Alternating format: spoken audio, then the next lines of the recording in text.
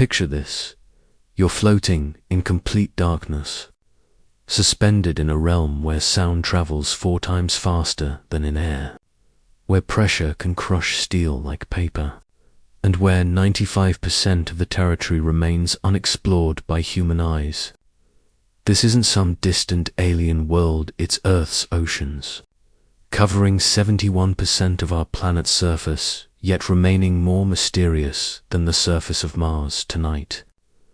We descend into the abyss, not with submarines or diving bells, but with stories whispered in naval corridors, testimonies buried in classified files, and encounters that challenge everything we think we know about what calls our planet home. The question isn't whether we're alone in the universe.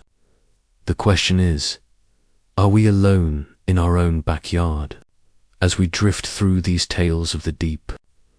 Consider this while we've spent centuries scanning the skies for visitors from beyond the stars.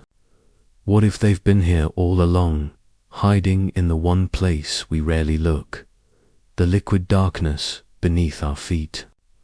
Welcome to the greatest mystery our oceans have ever kept. Chapter 1. The Watchers in the Deep, the North Atlantic Enigma. 1901, the year was 1901. And the steam-powered age was transforming how humanity crossed the oceans. Yet even as steel replaced wood and steam conquered sail, the sea itself remained as enigmatic as ever. It was during this time of maritime revolution that Captain Jonathan Harwick of the merchant vessel Northern Star would log an entry that naval historians still puzzle over today. The Atlantic, crossing from Liverpool to Boston, had been routine autumn seas, steady winds, and the rhythmic churn of the ship's engines cutting through the pewter-colored swells. But on the night of November 3rd, as the Northern Star navigated waters roughly 800 miles west of Ireland, routine gave way to the impossible. First Officer Thomas Mackenzie was on the midnight watch when he spotted them. 2 perfect spheres of light hovering just above the water's surface, perhaps a mile off the starboard bow. Unlike the flickering dance of ship's lanterns or the distant glow of another vessel, these lights burned with an unwavering intensity, neither yellow nor white, but something in between, like captured moonlight. Captain to the bridge, Mackenzie called down the speaking tube, his voice betraying none of the unease that would later fill his written report. Captain Harwick arrived within minutes, his weathered hands steady on the brass rail as he studied the phenomenon through his spyglass. The lights had not moved. They hung motionless above the waves, casting no reflection on the water below her. Detail that struck both men as profoundly wrong. Signal them, Harwick ordered. The ship's lamp began its coded sequence, the standard maritime greeting flashing across the dark Atlantic. The response was immediate and terrifying. Both spheres descended into the ocean without a splash, without a ripple, as if the boundary between air and water held no meaning for them. But this was only the beginning. What rose from the depths 10 minutes later defied every law of physics the 2 seasoned mariners understood. A craft, for lack of a better word, merged from beneath the waves with the graceful ease of a soap bubble rising in still water. It was enormous, easily the length of their own ship, but impossibly sleek, like a teardrop carved from black glass. No water cascaded from its surface. No steam rose from its hull. It simply hung there, 20 feet above the Atlantic, as dry as if it had never touched the ocean at all. The craft remained visible for exactly 7 minutes. Harwick would later note the time with the precision of a man desperate to anchor the impossible in mundane detail. Then, with a movement so swift it seemed less like motion than like a magic trick, it vanished upward into the night sky, leaving behind only the memory of 2 men who had witnessed something that officially could not exist. The Northern Stars log entry for November 3, 1901, reads simply, unusual atmospheric phenomenon observed 0015 hours. Weather conditions normal. Course maintained. But Captain Harwick's private journal, discovered decades later in his estate, tells a different story. What we saw was not of this world, yet it moved between our world's elements as easily as we move between the decks of a ship.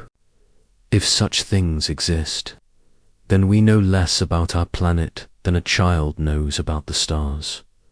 What the captain couldn't have known was that his encounter was not unique. Across the world's oceans, similar testimonies were beginning to accumulate in ship logs, naval reports, and the private correspondence of sailors' testimonies that would remain, scattered and unconnected for decades to come.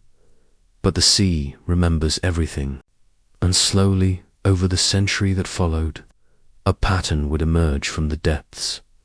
What force allows a craft to transition seamlessly between water and air? And if such technology existed in 1901, who possessed it? Chapter 2. The Silent Centuries of the Cold War Beneath Soviet Ice. 1962. The Cold War wasn't fought only in the shadows of Berlin or the jungles of Vietnam. Some of its most crucial battles took place in the icy silence of the Arctic Ocean, where nuclear submarines played a deadly game of cat and mouse beneath the polar ice cap. It was here, in this frozen theater of nuclear tension, that some of the most disturbing underwater encounters on record would unfold. Captain Dmitry Volkov commanded the Soviet nuclear submarine K-19, nicknamed Hiroshima by her crew for reasons that would become tragically clear. But in the winter of 1962, before reactor failures and radiation leaks would claim their toll, Volkov was focused on a different kind of mystery entirely.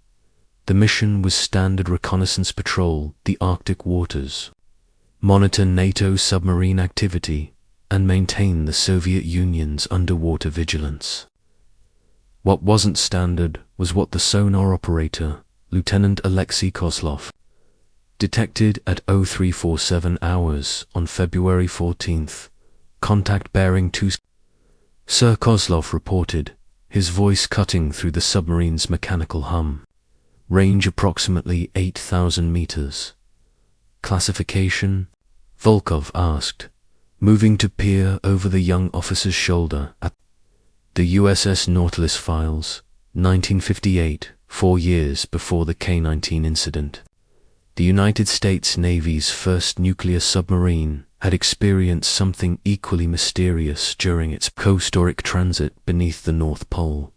The USS Nautilus, under the command of Captain William Anderson, was making history as the first vessel to navigate the Northwest Passage entirely underwater. The achievement would make headlines around the world. But what wouldn't make the newspapers were the anomalous sonar contacts, recorded during the journey, contacts that suggested the Nautilus wasn't alone beneath the ice. Sonar technician, First Class Robert Hayes, was monitoring the passive sonar array when he detected something that shouldn't have been there. Multiple contacts moving in formation, keeping pace with the submarine at a distance of roughly 5 miles. Captain, I'm tracking what appears to be a convoy, Hayes reported. 4 contacts, possibly 5, maintaining our speed and heading. Captain Anderson studied the sonar display with growing concern. No Soviet submarines were known to operate in these waters, and the contacts were moving with a precision that suggested advanced coordination. Any classification on those contacts, Hayes? Negative, sir. They're not showing the acoustic signature of any known submarine class. And sir, Hayes hesitated, they're maintaining formation at depths that should crush any pressure hull we know of. The contacts remained with the Nautilus for over 6 hours. shadowing the submarine through the most treacherous waters in the world. They seemed to anticipate the submarine's every course change, matching speed and heading with an accuracy that suggested either highly advanced technology or something else entirely. When the Nautilus finally surfaced at the North Pole, the contacts vanished as mysteriously as they had appeared. Captain Anderson's official report made no mention of the escorts, but his personal log, discovered years later, contains a single, troubling entry. Something else moves beneath the ice. Something that watches, follows, and knows these waters better than we ever will. If both American and Soviet submarines were encountering the same phenomena, what was patrolling the Arctic waters? And why did these encounters intensify during the height of the Cold War? Chapter 3. The Caribbean Anomaly Operation Blue Moon, 1965. The Caribbean Sea, with its crystal-clear waters and tropical beauty, seems an unlikely theater for encounters with the unknown. Yet beneath its placid surface lies some of the deepest water on Earth, trenches that plunge over 25,000 feet into eternal darkness, creating perfect hiding places for whatever might wish to remain unseen. In the summer of 1965, the United States Navy launched Operation Blue Moon, an ambitious deep-sea exploration mission designed to map the ocean floor and test new submersible technology. What they discovered would remain classified for over 3 decades. Dr. Sarah Chen, a marine biologist attached to the research vessel Deep Current, was part of the team operating the Navy's newest deep-sea vehicle, the Triton, designed to reach depths of 30,000 feet. The submersible was a marvel of 1960s engineering titanium sphere surrounded by life, support systems and scientific equipment. On August 15, 1965, the Triton descended into the Puerto Rico Trench, carrying Dr. Chen and Navy pilot Commander James Mitchell into the abyss. Their mission was routine: collect geological samples, photograph the seafloor, and test the submersible's systems at maximum depth. What they found at 23,000 feet beneath the Caribbean would haunt both researchers for the rest of their lives. "Jim, are you seeing this?" Dr. Chen's voice crackled through the comm system as she pressed her face against the porthole. "Commander," Mitchell adjusted the external lights, and both explorers gasped.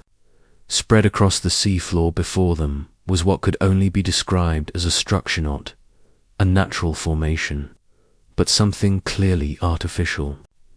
It was enormous, stretching beyond the range of their lights, with smooth, curved surfaces that seemed to absorb rather than reflect the submersible's illumination. "Sarah, this isn't on any geological survey," Mitchell whispered, his training keeping his voice steady despite the implications of what they were witnessing. The structure appeared to be partially buried in sediment, as if it had rested on the ocean floor for countless years. But what captured their attention were the regularly spaced openings. Along its visible surface openings that seemed to glow with a faint, internal light. "Jim, something's moving." From one of the openings, a craft emerged, sleek, silent, and impossibly graceful as it maneuvered through the crushing depths. It was smaller than the structure it had emerged from, perhaps the size of a fighter jet, but it moved through the water with none of the awkwardness that characterized human underwater vehicles.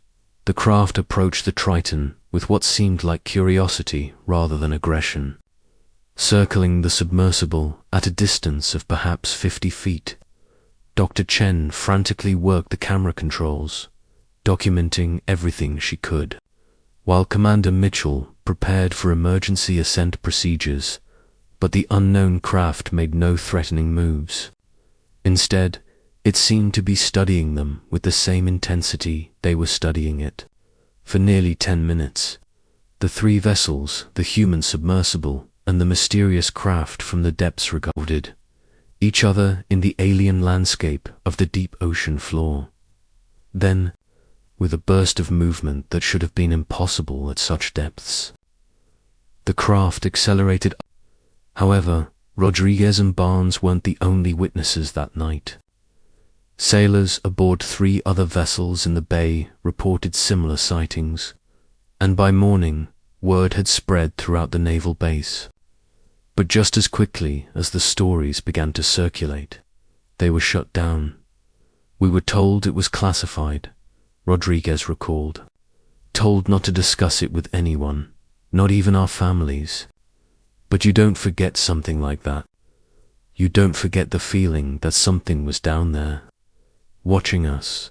The Guantanamo Bay incident was significant not just for what was observed, but for the military's response.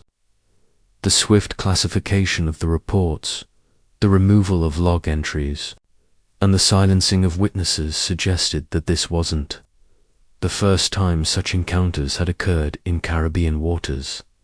What was patrolling the depths of America's strategic naval bases?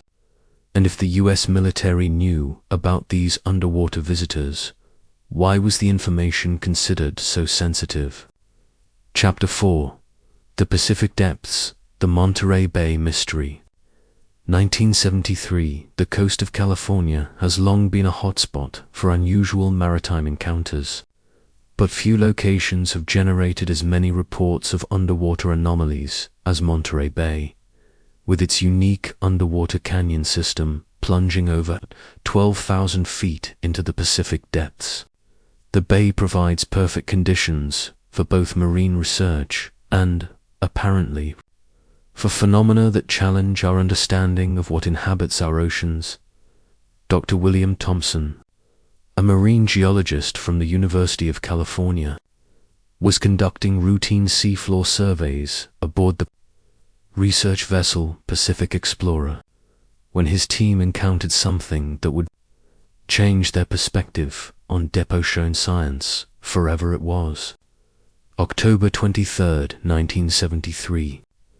And the research team was using advanced sonar mapping equipment to chart the Monterey Canyon's deepest regions.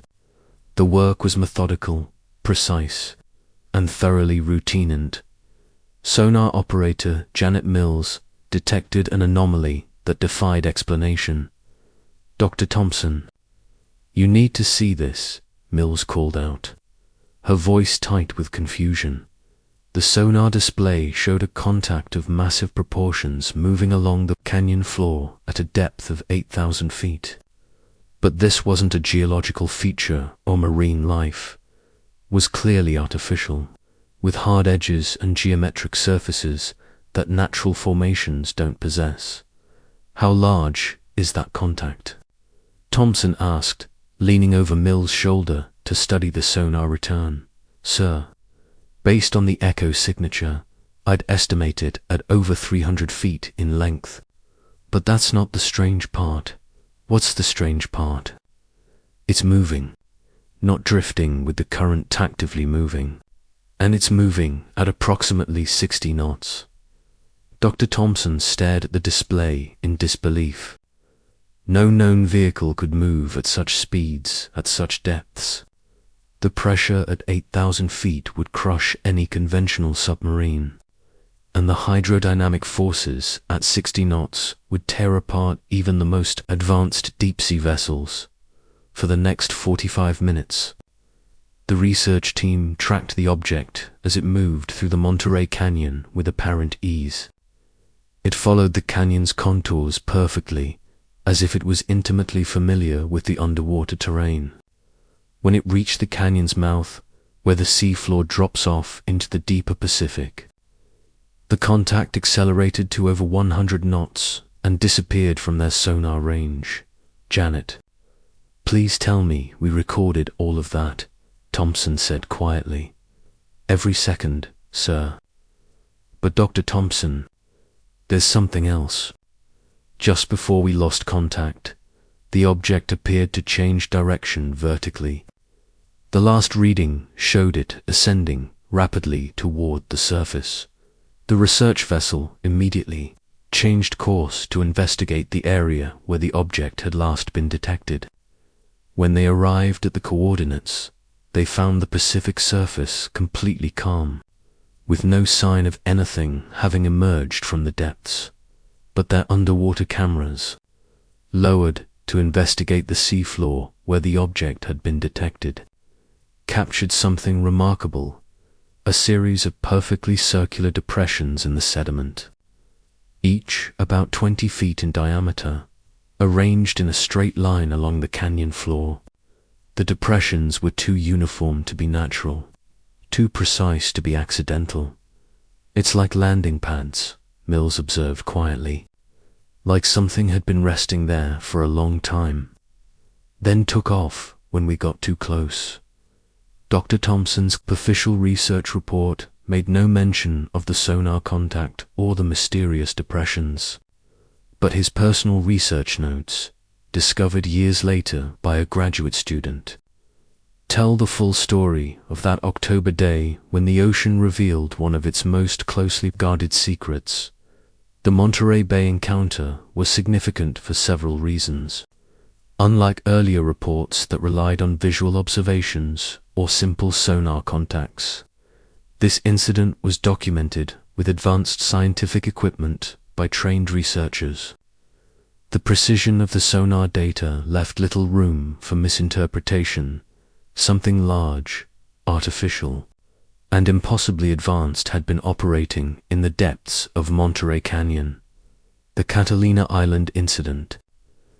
1979, 6 years after the Monterey Bay encounter, the waters off Southern California would again become the stage for an underwater mystery that would baffle both civilian witnesses and military investigators.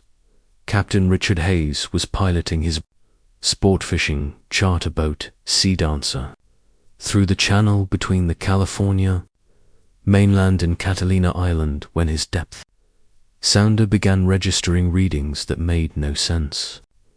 It was a clear morning in June 1979, and Hayes was taking a group of recreational fishermen to what he knew were productive fishing grounds, about 8 miles southwest of Catalina. "Captain, your fish finder's going crazy," called out one of his passengers, pointing to the depth sounder display. Hayes looked at the screen and felt his blood run cold.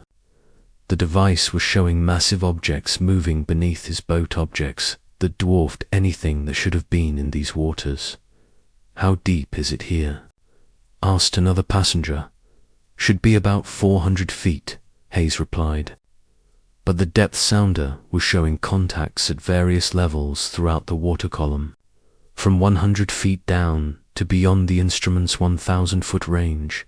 What made the display so unsettling wasn't just the size of the contacts, but their behavior.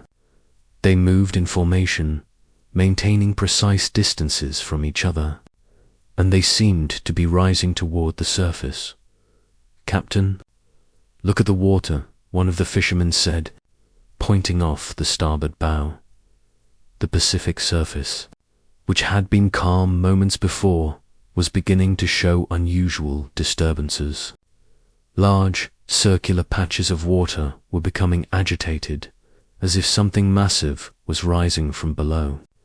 But most disturbing were the light's faint, green glows visible beneath the surface, growing brighter as they approached. Chapter 5, The Deep Surveillance Network, Project SOSUS, and the Underwater Listeners. 1960s, 1980 is during the height of the Cold War. The United States Navy deployed one of the most ambitious underwater surveillance systems ever conceived. The Sound Surveillance System, known as SOSUS, consisting of arrays of hydrophones placed on the ocean floor. SOSUS was designed to detect Soviet submarines anywhere in the world's oceans. What it actually detected went far beyond enemy submarines. Commander Robert Hayes, who served as a SOS-US analyst at the naval facility on Barbados from 1968 to 1975, would later describe his work as listening to the ocean's secrets. But some of those secrets, he discovered, weren't supposed to exist. We were trained to identify every possible sound in the ocean. Hayes recalled in a 1997 interview, Soviet submarines, American submarines, whales, dolphins, geological activity, commercial shipping, we had acoustic signatures for everything. But starting in the early 1970s, we began picking up sounds that didn't match anything in our databases. The first anomalous recordings came from the deep Atlantic SOSUS arrays in 1972, hydrophones positioned 12,000 feet beneath the surface detected what analysts initially thought were new types of Soviet submarines. The acoustic signatures showed vehicles moving at unprecedented speeds through the deep ocean, but their sound patterns didn't match any known propulsion system. Normal submarines create turbulence, cavitation bubbles, machinery noise, Hayes explained. These contacts moved through the water almost silently, with just a faint humming sound that seemed to modulate in frequency. It was like nothing we'd ever heard. Even more puzzling was the behavior of these contacts. Unlike submarines, which followed predictable course patterns and were limited by fuel capacity and human endurance, the unknown objects seemed to operate continuously for weeks at a time. They would appear suddenly on the hydrophone arrays, travel thousands of miles at high speed, then disappear just as mysteriously. The SOSUS data revealed that these objects weren't confined to any particular ocean or depth. They appeared in the Atlantic, Pacific, and Arctic basins, sometimes at shallow depths, sometimes in the deepest trenches. They seemed to prefer underwater mountain ranges and canyon systems, but they also traversed open ocean with apparent ease. We started keeping unofficial logs of the anomalous contacts, Hayes admitted. Not because we were supposed to, but because we were curious. Over the years, we began to see patterns. The objects seemed to follow specific routes, like highways in the deep ocean. One of the most frequently traveled routes connected the deep Caribbean with the North Atlantic. Another linked the Aleutian Trench with the California coast. A third connected the Puerto Rico Trench with the Mid-Atlantic Ridge. These weren't random paths, but seemed to follow the planet's major geological features. What made the SOS-US data particularly compelling was its global scope and technical precision. Unlike individual sightings reported by ships or submarines, the hydrophone arrays provided continuous monitoring of vast ocean areas with instruments capable of detecting acoustic signatures hundreds of miles away. Dr. Christopher Mellon, who served as Deputy Assistant Secretary of Defense in the 1990s and later gained access to some declassified SOSUS data, described the underwater contact reports as among the most puzzling intelligence we've ever collected. The speeds these objects achieved underwater exceeded anything we thought was physically possible. Mellon noted, some contacts were tracked moving at over 300 knots at depths where the pressure would crush any known vehicle. It suggested technology so advanced that it challenged our understanding of physics. The North Pacific anomalies. 1981, perhaps the most dramatic SOS-US detection, occurred in March 1981, when multiple hydrophone arrays detected what appeared to be a massive underwater convoy moving through the North Pacific. The contact lasted for over 18 hours and involved what analysts estimated to be dozens of individual objects. Petty Officer Lisa Martinez was on duty at the Naval Ocean Processing facility in Hawaii when the detections began appearing on her console. It started as a single contact about 600 miles northwest of the Hawaiian Islands, she recalled. Then more contacts appeared, all moving in formation at incredible speed. The acoustic data showed the objects maintaining perfect spacing as they traveled through the deep Pacific, following a course that took them from the vicinity of the Mariana Trench toward the California coast. Their speed was estimated at over 200 knots faster than any torpedo and far faster than any submarine. What was really strange was the sound they made, Martinez remembered. It wasn't mechanical like an engine or propeller. It was almost musical, like whale songs, but much more complex and structured. As the convoy approached the California coast, something even more extraordinary occurred. The SOSUS arrays detected the objects, changing their acoustic signatures as they moved into shallower water, as if they were adapting their propulsion systems to different depths and pressure conditions. Then they just stopped, Martinez said. All of them, simultaneously. They held position about 50 miles off the California coast for 6 hours, completely silent. When they started moving again, half of them went north toward Oregon and Washington, and half went south toward Mexico. The objects that traveled south were tracked as far as the waters off Baja California before they disappeared from the SOS-US network. The northern group vanished somewhere off the Washington coast. None of them were ever seen again on the acoustic arrays, as if they had simply dissolved into the ocean. The 1981 Pacific Convoy incident was significant because it was recorded by multiple SOS-US arrays across thousands of miles of ocean. The consistency of the acoustic data from different hydrophone stations eliminated the possibility of equipment malfunction or false contacts. Whatever had been detected was real, massive, and technologically sophisticated. Commander Hayes, who had access to the 1981 recordings, described them as the smoking gun of underwater surveillance. The acoustic signatures were unlike anything in the classified databases of known vessels, but they were clearly artificial and clearly intelligent in their behavior. After that incident, we started getting briefings about anomalous acoustic contacts, Hayes revealed. We were told that such contacts were classified at the highest levels and that we were not to discuss them outside secure facilities.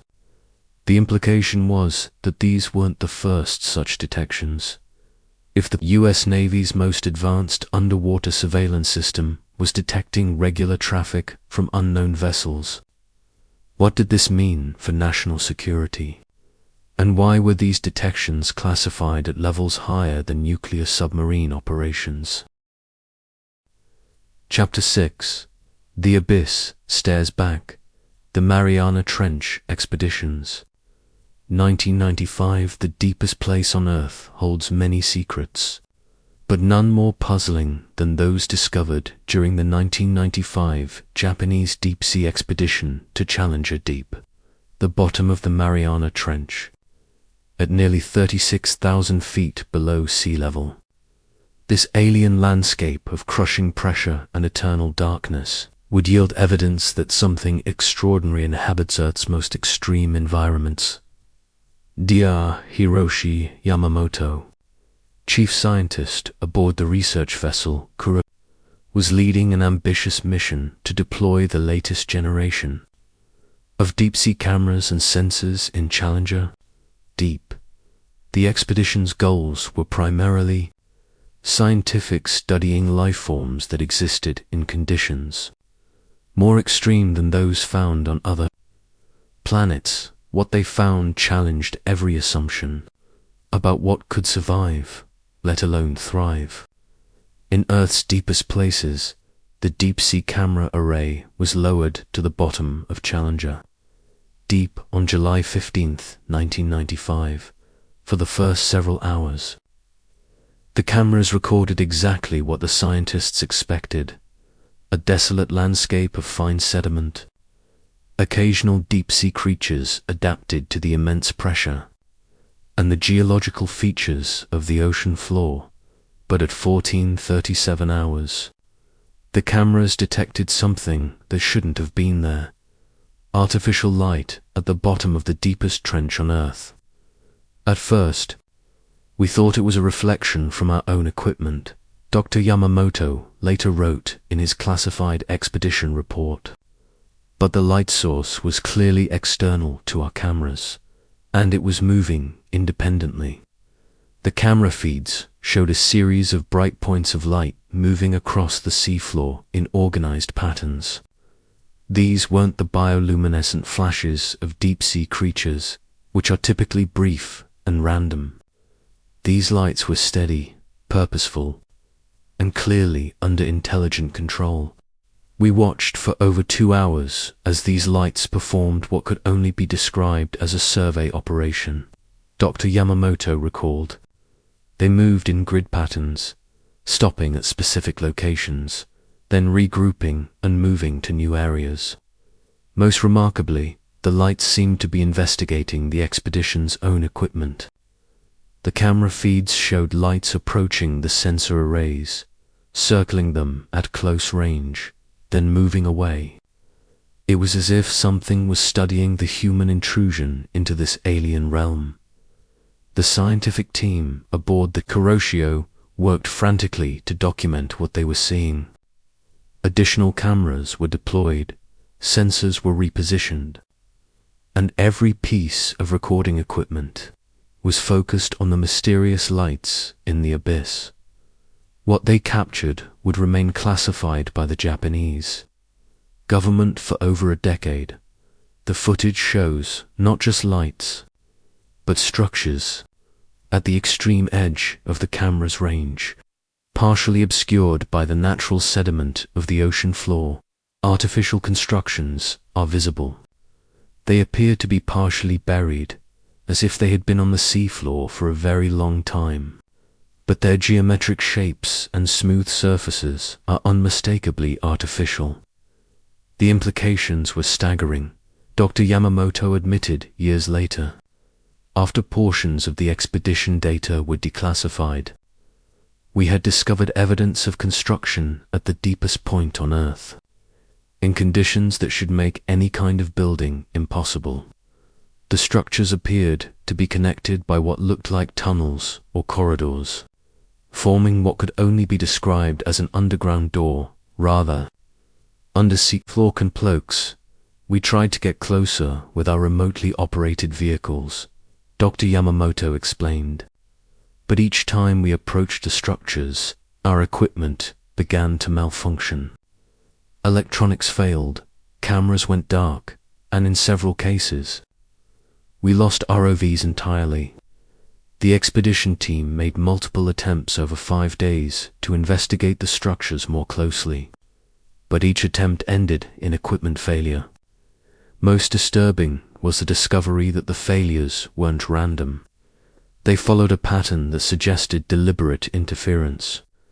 It was as if something didn't want us to get too close. Dr. Yamamoto concluded, "We were being watched, studied, and when necessary, warned away." The Japanese government classified the entire expedition under national security provisions, and Dr. Yamamoto was reassigned to less sensitive research. But word of the Mariana Trench discoveries spread through the international deep-sea research community, and within years, other nations were quietly launching their own expeditions to the world's deepest places. The Arctic Deep. 1998, 3 years after the Mariana Trench expedition. Russian deep-sea researchers conducting operations beneath the Arctic ice cap made similar discoveries. The nuclear icebreaker Antarctica was supporting a deep-sea mission to explore the Lomonosov Ridge, an underwater mountain range that stretches across the Arctic Ocean floor. Dr. Katerina Volkov, a marine geologist from Moscow University, was part of the team operating deep-sea Cameras at depths of over 15,000 feet beneath the permanent ice cap. The mission was part of Russia's effort to map the Arctic seafloor for potential territorial claims. But what they discovered challenged far more than international boundaries. We were documenting the geological features of the ridge when our cameras detected what appeared to be excavations in the seafloor. Dr. Volkov later reported in a paper that was immediately classified by the Russian government. These weren't natural formations, they were clearly artificial. Channels cut into the ocean floor. The excavations formed a network of interconnected passages that extended far beyond the range of their cameras. The passages were perfectly cylindrical, with smooth walls that showed no signs of natural erosion or geological formation. Most importantly, they appeared to be maintained free of the sediment buildup that would naturally accumulate on the ocean floor over time. Someone or something had been keeping these passages clear, Dr. Volkov observed. The implications were extraordinary. We were looking at evidence of ongoing construction activity at the bottom of the Arctic Ocean. The Russian team deployed additional equipment to explore the passages. But like their Japanese counterparts in the Mariana Trench, they encountered systematic equipment failures. Cameras malfunctioned as they entered the passages. Sonar equipment produced distorted readings, and in one case, a remotely operated vehicle simply vanished after entering one of the larger excavations. We lost contact completely, Dr. Volkov remembered.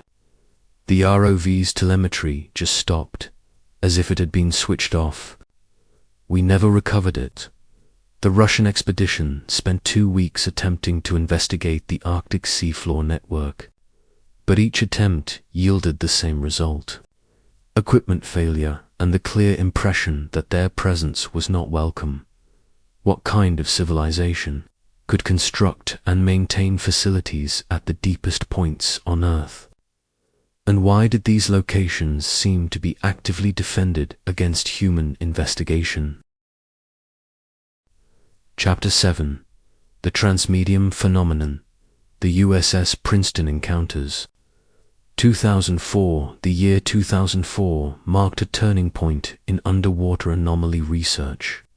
Not because the phenomena changed, but because the technology to detect and record them had finally caught up with their sophistication. The USS Princeton, a Ticonderoga-class cruiser equipped with the Navy's most advanced SPY-1 radar system, would document encounters that bridged the gap between underwater mysteries and aerial phenomena.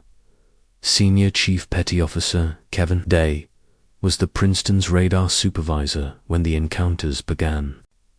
For over a week in November 2004, his screens had been tracking objects that defied every rule of aerial combat and underwater navigation. They would drop from 80,000 feet to just above sea level in seconds, Day recalled.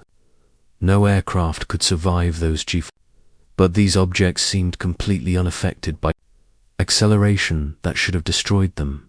But the most remarkable aspect of these encounters wasn't what the radar screens showed in the air, it was what the sonar systems detected beneath the waves. Each time an aerial object approached the ocean surface, sonar operators reported massive underwater disturbances, as if something large was rising from the depths to meet the descending craft.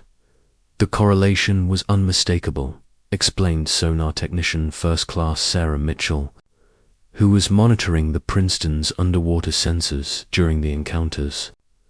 Every time radar tracked an object descending toward the ocean, sonar would detect something ascending from deep water. They would meet at the surface, and then both contacts would disappear. The encounters weren't brief or isolated. For 6 consecutive days, the Princeton tracked objects that seemed to operate with equal ease in air and water, transitioning between the two mediums without any apparent difficulty or loss of performance. We called them transmedium objects, they explained, because they clearly operated in multiple mediums of water, and apparently the interface between them with technology we couldn't begin to understand. The most detailed encounter occurred on November 14th, when the Princeton vectored FA-18 fighter jets to intercept one of the descending objects. The pilots, Commander David Fravor and Lieutenant Commander Jim Slate, would later describe encountering a craft that demonstrated impossible maneuvers, both in the air and in the water. When we arrived at the intercept coordinates, we saw something under the water, Commander Fravor later testified.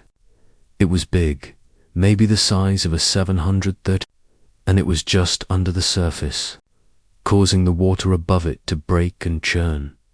Above this underwater disturbance, the pilots observed a white, tic-tac-shaped object that appeared to be studying the underwater activity with the same intensity that the pilots were studying it.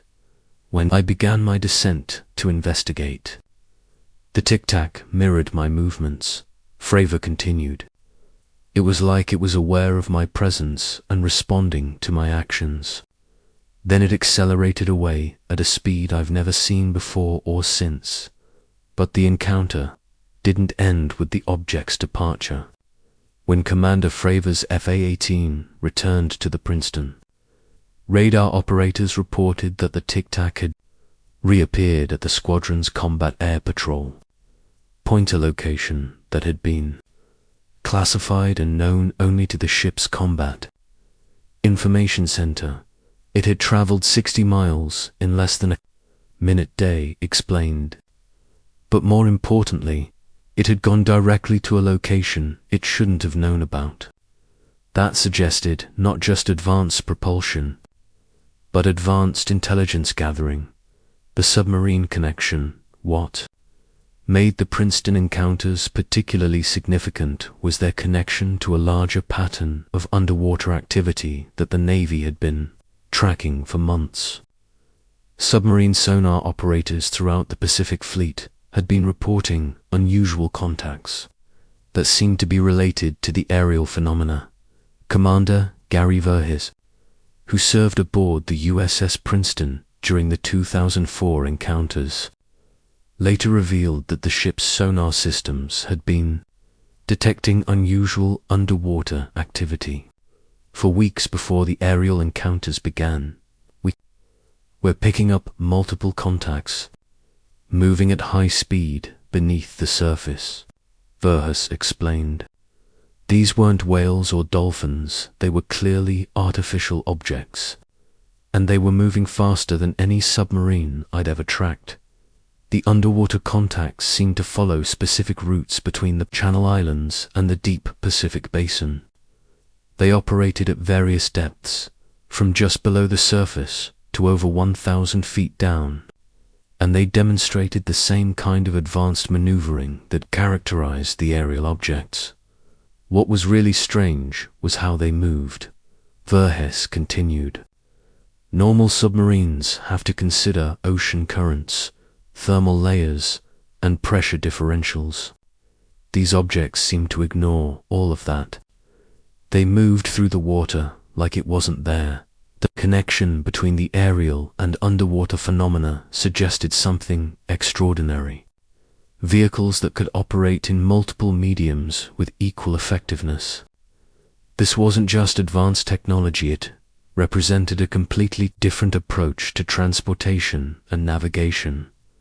The Catalina Island incident, 2004, on the same day as Commander Fravor's aerial encounter. Civilian witnesses near Catalina Island reported their own transmedium sighting. Captain Bill Hamilton was piloting a charter fishing boat about 10 miles southwest of the island when his fish finder began showing massive returns from the ocean depths. I've been fishing these waters for 30 years, Hamilton later stated. I know every rock, every reef, every school of fish in this area. What my fish finder was showing that day wasn't on any chart. the sonar display indicated multiple large objects at depths ranging from 200 to over 1,000 feet. But unlike fish or kelp, these objects were moving in formation, maintaining precise distances from each other as they traveled toward the surface. My passengers started getting excited because they thought we'd found a huge school of tuna, Hamilton remembered. But I knew these weren't fish. Fish don't move like that. As the objects approached the surface, the ocean began to show signs of disturbance. Large, circular patches of water became agitated, as if something massive was rising from below. But instead of objects breaking the surface, witnesses observed brilliant white lights that seemed to emerge from the water and hover briefly above the waves. They weren't reflection or bioluminescence, Hamilton insisted. These were solid, intense lights that moved with intelligence and purpose. The lights hovered above the disturbed water for approximately 30 seconds before accelerating upward at incredible speed, disappearing into the sky in what witnesses described as less than a heartbeat. Hamilton's account was corroborated by passengers aboard his boat and by witnesses on several other vessels in the area. More importantly, the timing of the Catalina Island sighting coincided exactly with the radar and sonar contacts detected by the USS Princeton. If objects could move seamlessly between ocean depths and the sky above, what did this mean for our understanding of physics? And who possessed technology that could operate equally well in such vastly different environments? Chapter 8: The Modern Deepther Atlantic Anomalies. 2014 to 2016. As we moved deeper into the 21st century, advances in underwater detection technology began revealing that the ocean's mysteries were not diminishing, they were becoming more apparent.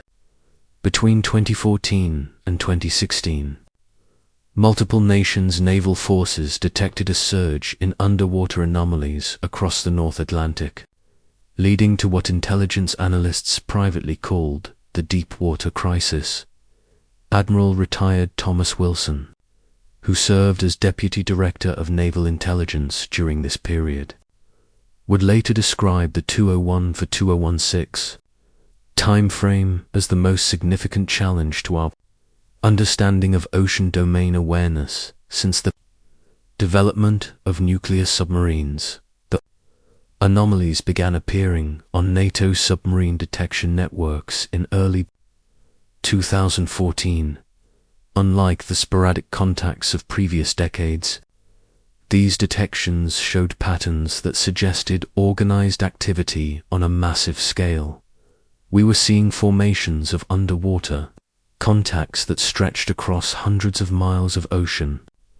Admiral Wilson explained during a classified briefing to congressional intelligence committees in 2017, these weren't isolated incidents, they represented coordinated operations involving technologies that exceeded anything in our inventory. The contacts appeared to operate from deep ocean staging areas, particularly around the Mid-Atlantic Ridge and the Puerto Rico Trench. From these positions, they would deploy in formations that NATO analysts came to recognize as surveillance patterns, monitoring submarine traffic, surface vessels, and underwater communication cables. Captain Elena Rodriguez, commanding officer of the attack submarine USS Virginia during several encounters with the anomalous contacts, described the experience as being studied by something that understood our capabilities better than we did.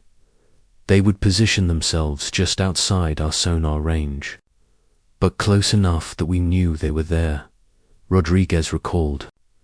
When we maneuvered to investigate, they would reposition themselves to maintain the same relative distance. It was like they were maintaining a bubble of observation around us. What made these encounters particularly unsettling was the apparent intelligence behind the contact's behavior. They seemed to anticipate NATO's submarine movements, positioning themselves along routes that the submarines would take hours later. They demonstrated knowledge of patrol schedules, operational areas, and even classified rendezvous points. It was as if they had access to our operational plans, Rodriguez noted. They weren't just watching us, they were predicting our movements. The Deep Ocean Research Initiative. 2015, in response to the surge in underwater anomalies, the U.S. Navy quietly launched the Deep Ocean Research Initiative, DORI, a classified program designed to investigate and understand the nature of the mysterious contacts. Dr. Michael Chen, a former DARPA researcher specializing in advanced propulsion systems, was recruited to lead the scientific analysis effort. When I was first briefed on the sonar data and contact reports, I thought there had to be some mistake, Dr. Chen later admitted. The performance characteristics being described violated multiple laws of physics as we understand them. The DORI team had access to decades of accumulated data from SOSUS arrays, submarine encounters, and surface vessel reports. When this information was compiled and analyzed using advanced computer modeling, patterns emerged that suggested the ocean was home to a technological civilization that had remained hidden from human detection. We found evidence of what could only be described as underwater highways, Dr. Chen explained.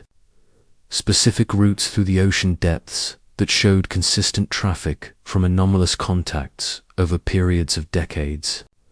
These weren't random movements, they were organized transportation networks.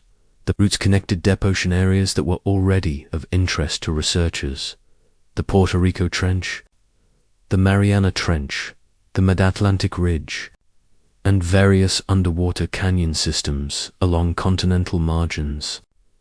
The pattern suggested a global network of underwater facilities connected by regular transportation routes. What we were seeing was infrastructure, Dr. Chen concluded, not natural phenomena or even isolated vehicles, but evidence of a technological society that uses Earth's oceans as its operational domain.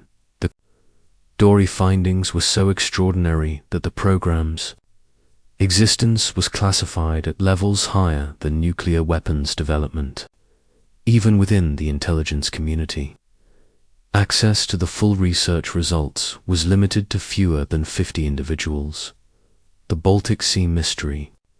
2016, while American researchers were analyzing patterns in the Atlantic, European naval forces encountered their own underwater mysteries in the Baltic Sea. The Swedish Navy, operating in territorial waters near the Stockholm archipelago, detected what initially appeared to be a damaged Russian submarine operating in violation of Swedish sovereignty. Commander Lars Andersson was aboard the Swedish corvette HMS Stockholm when sonar operators detected a large underwater contact moving through Swedish territorial waters at high speed. The contact's size and acoustic signature were consistent with a nuclear submarine, but its behavior was unlike any submarine the Swedish Navy had ever encountered. It was moving at over 80 knots underwater. Commander Andersson later reported, "No submarine can achieve that speed, especially not in the shallow waters of the Baltic." The Swedish Navy deployed multiple vessels to intercept the contact, but each time they approached, the object would accelerate beyond their ability to pursue. Most remarkably, the contact seemed to ignore depth limitations that would restrict conventional submarines. It moved from 300 feet deep to just below the surface in seconds, Anderson explained. Then it would dive again to depths that should have put it on the sea floor. But there's no sea floor that deep in the Baltic. The pursuit continued for over 8 hours, with the Swedish Navy vessels unable to close with or classify the mysterious contact. Finally, near the island of Gotland, the object performed a maneuver that ended the chase decisively. It accelerated vertically, Anderson reported. Our sonar tracked it, moving straight up at incredible speed until it disappeared from our sensors entirely. Whatever it was, it left the water and continued into the air. The Swedish Navy official report described the incident as an unidentified submarine contact that evaded interception but classified intelligence. Reports shared with NATO allies described the encounter as evidence of advanced underwater vehicle, technology of unknown origin, as underwater anomalies, increased in frequency and sophistication. Military analysts faced an uncomfortable question: were Earth's oceans being used as operational territory by a civilization that possessed technology far beyond human capabilities? Chapter 9. The witnesses speak testimonies from the deep by the second decade of the 21st century. The accumulation of underwater encounter reports had reached a critical mass.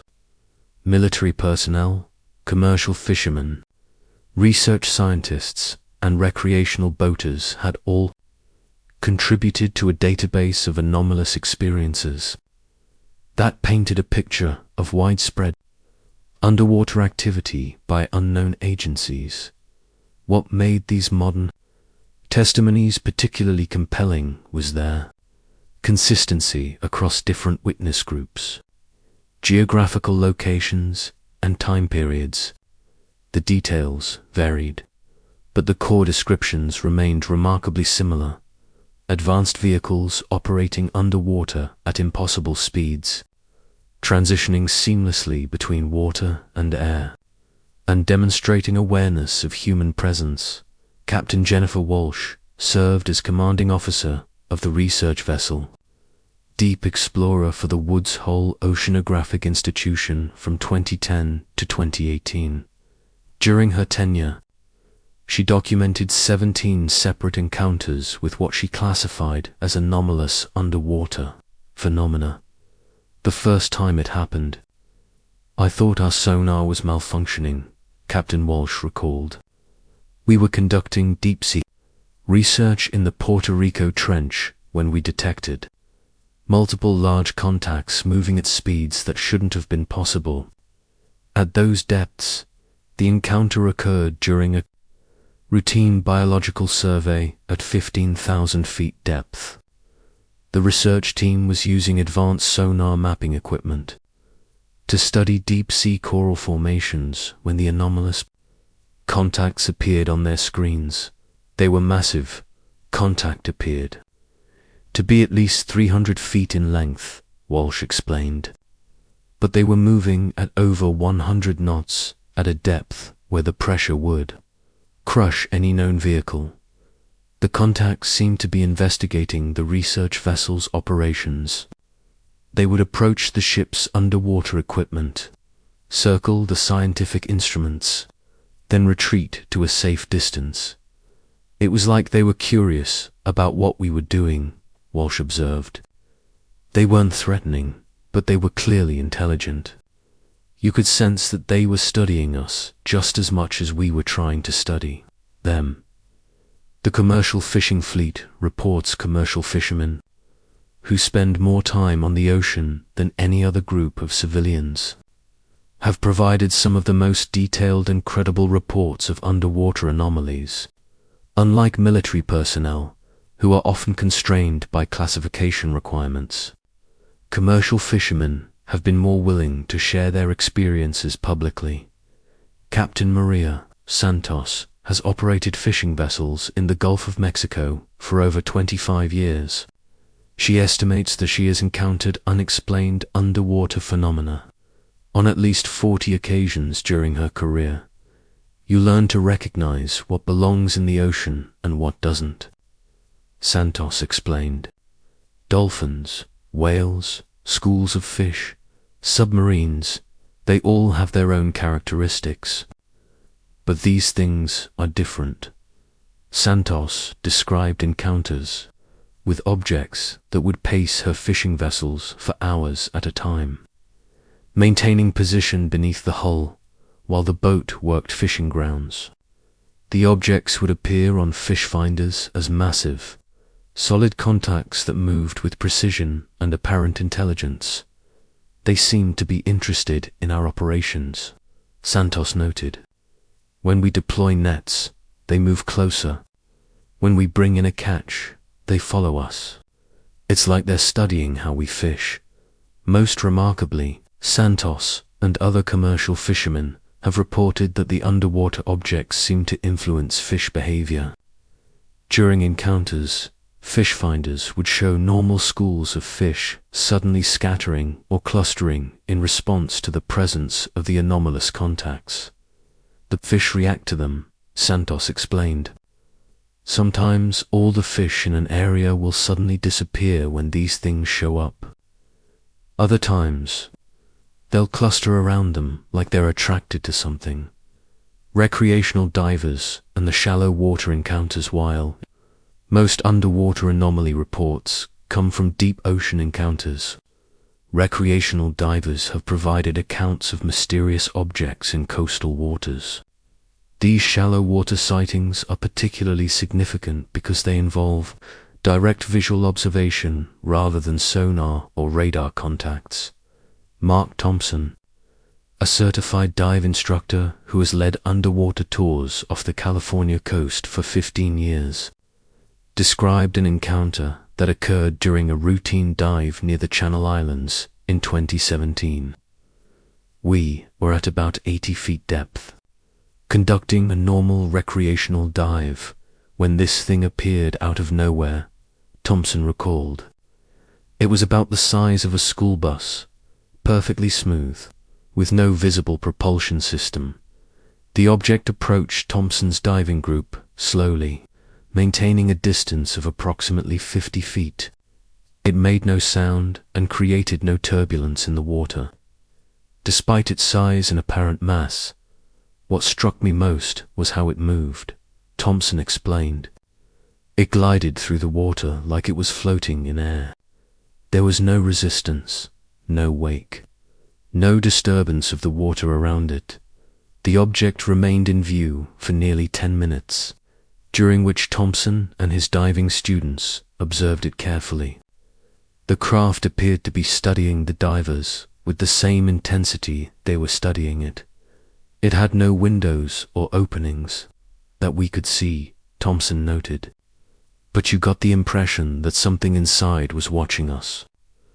There was a sense of intelligence, of awareness. The encounter ended when the object simply accelerated away at a speed that Thompson described as impossible for something that size underwater. It disappeared into the blue distance in seconds, leaving the diving group to wonder what they had witnessed. If these encounters were occurring regularly in waters around the world, involving witnesses from military, scientific, commercial, and recreational backgrounds, what did this suggest about the scale of underwater activity by unknown agencies?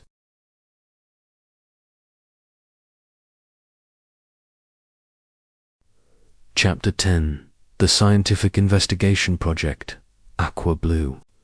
2019. In response to mounting evidence of widespread underwater anomalies, a consortium of oceanographic institutions quietly launched Project Aqua Blue, the first comprehensive scientific investigation into unexplained underwater phenomena.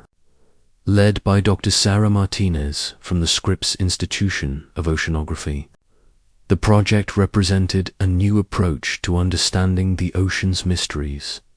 For too long, these encounters have been treated as isolated incidents or military curiosities. Dr. Martinez explained during a classified briefing to National Science Foundation officials. But the data suggests we're dealing with a phenomenon that requires rigorous scientific investigation. Project Aqua Blue deployed an array of advanced underwater sensors across multiple ocean basins, creating the first global monitoring network specifically designed to detect and analyze anomalous underwater activity. The sensor arrays were equipped with advanced sonar, hydrophones, cameras, and electromagnetic field detectors.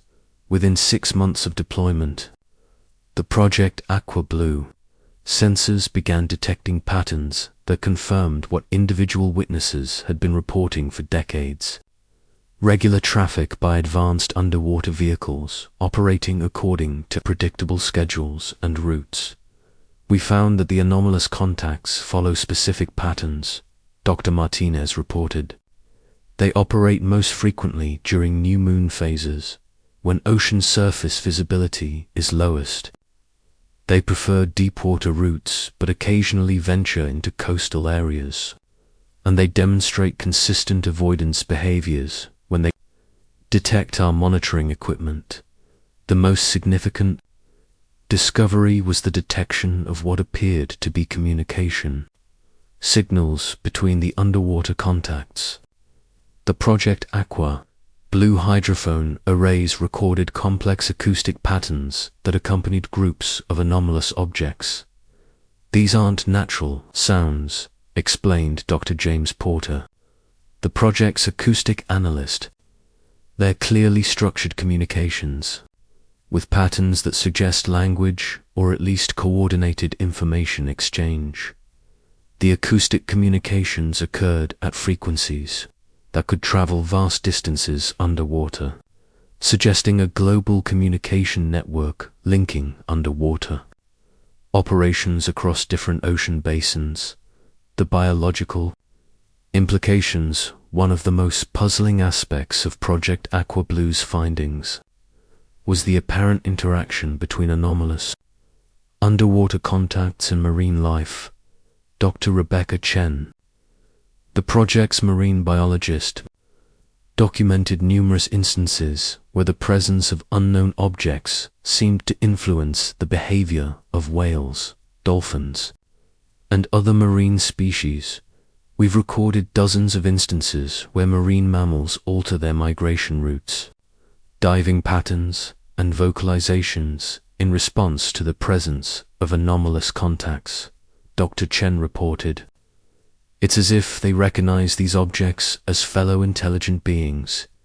Most remarkably, the project documented several instances where groups of whales appeared to be communicating with the unknown objects, exchanging acoustic signals in patterns that suggested meaningful interaction.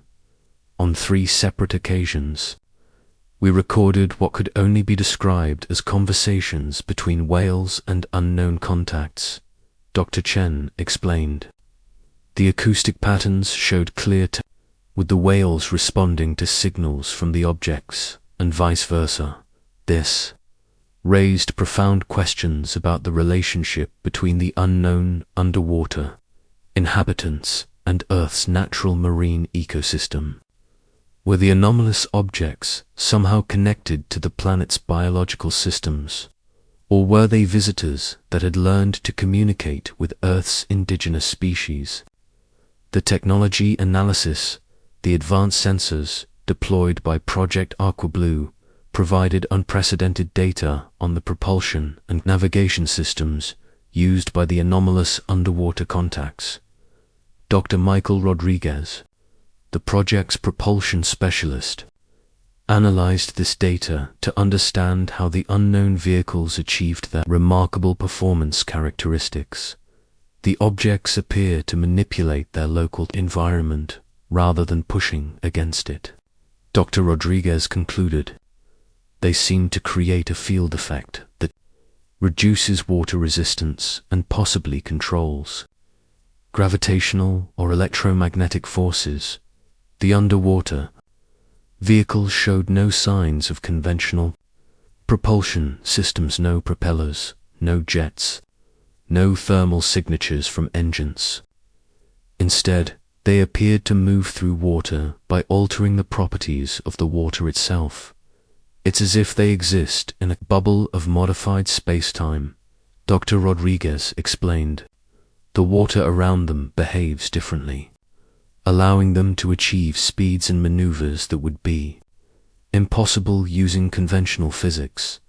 This field effect also explained how the objects could transition seamlessly between water and air without experiencing the dramatic differences in resistance and pressure that would affect conventional vehicles if scientific investigation was confirming the reality of advanced underwater civilizations.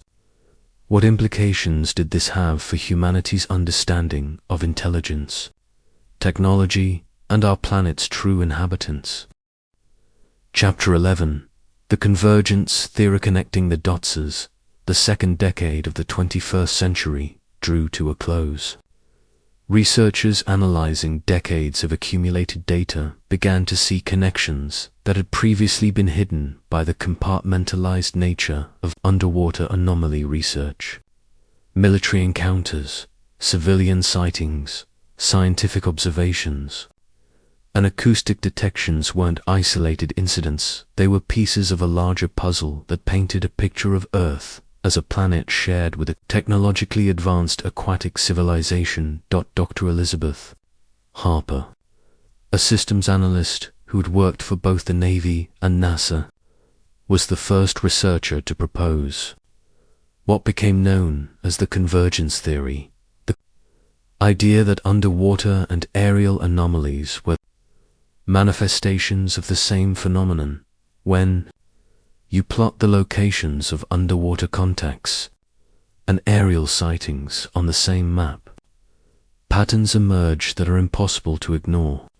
Dr. Harper explained during a classified briefing to Pentagon officials in 2020, the hotspots match up almost perfectly.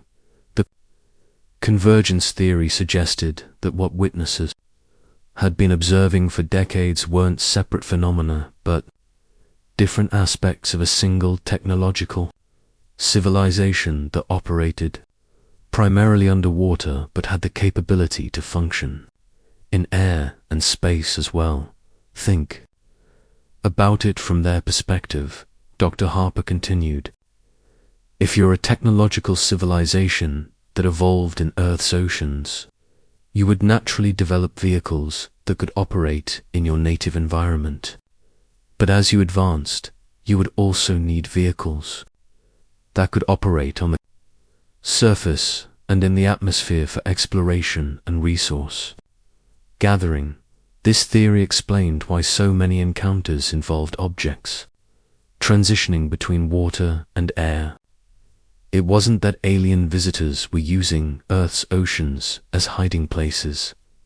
It was that Earth's oceans were their natural habitat, and aerial operations were extensions of their primarily aquatic civilization. The archaeological evidence supporting the convergence theory were archaeological discoveries that had been largely ignored by mainstream science, but took on new significance when viewed through the lens of underwater anomaly research. Dr. Robert Schoch, a geologist who had studied underwater ruins in various parts of the world, found that his archaeological findings aligned remarkably well with the locations of modern anomaly hotspots. Underwater ruins off Japan, the Mediterranean, the Caribbean, and other locations all show signs of advanced engineering that predates known human civilizations, Dr. Schoch explained. When you map these archaeological sites against modern underwater anomaly reports, there's a clear correlation. The ruins showed evidence of construction techniques that were far in advance of what ancient human civilizations were supposed to possess. Massive stone blocks fitted together with precision, underwater tunnels and chambers, and harbor facilities that suggested a maritime civilization of remarkable sophistication. What if these aren't the ruins of lost human civilizations? Dr. Schoch asked. What if they're evidence of a non-human civilization that has coexisted with humanity throughout our history? This perspective reframed humanity's relationship with the ocean from one of exploration and conquest to one of cohabitation with an indigenous civilization that had been here far longer than our species. The communication attempts, perhaps the most intriguing aspect of the convergence theory, was its implications for communication between human and aquatic civilizations. Dr. Martinez's Project Aqua Blue had documented numerous instances that suggested the underwater inhabitants were not only aware of human activities, but were actively attempting to communicate. Recorded over 200 separate instances of what appeared to be deliberate communication attempts, Dr. Martinez reported. Acoustic signals directed at our monitoring equipment. Behavioral patterns that seemed designed to convey information. And responses to our own signal transmissions. The communication attempts followed recognizable patterns, mathematical sequences, repetitive acoustic patterns, and movements that seemed designed to demonstrate intelligence and peaceful intent. Most remarkably, the underwater inhabitants seemed to understand that humans used different communication methods and attempted to adapt their signals accordingly. On 17 separate occasions, our monitoring stations received acoustic signals that matched mathematical constants by the golden ratio, prime number sequences, explained Dr. Porter. These weren't random, they were clearly attempts to establish common ground for communication. The acoustic signals were often accompanied by behavioral displays, groups of underwater contacts moving in geometric patterns, synchronized maneuvers that seemed designed to catch human attention, and approaches to human vessels that were clearly deliberate but non-threatening. The historical perspective, when viewed through the convergence theory, historical accounts of sea monsters, unexplained maritime phenomena, and ancient legends of underwater kingdoms took on new significance. Dr. Harper and her team compiled a comprehensive database of historical reports that showed remarkable consistency with modern encounters. When you strip away the cultural interpretation and focus on the core observations, historical accounts describe the same phenomena we're documenting today. Dr. Harper noted advanced vehicles operating underwater, beings that could move between water and air, and evidence of sophisticated underwater civilizations. Ancient texts from various cultures described encounters with beings from beneath the waves, underwater cities, and vehicles that could travel through water as easily as birds fly through air. These weren't primitive misunderstandings of natural phenomena, they were accurate observations filtered through the cultural and technological understanding of their time. The Sumerian texts described the Apkallu beings who emerged from the ocean to share knowledge with humanity, explained Dr. Harper. Similar stories appear in cultures around the world, separated by thousands of years and miles. Either our ancestors were remarkably consistent in their imagination, or they were describing real encounters with a consistent phenomenon.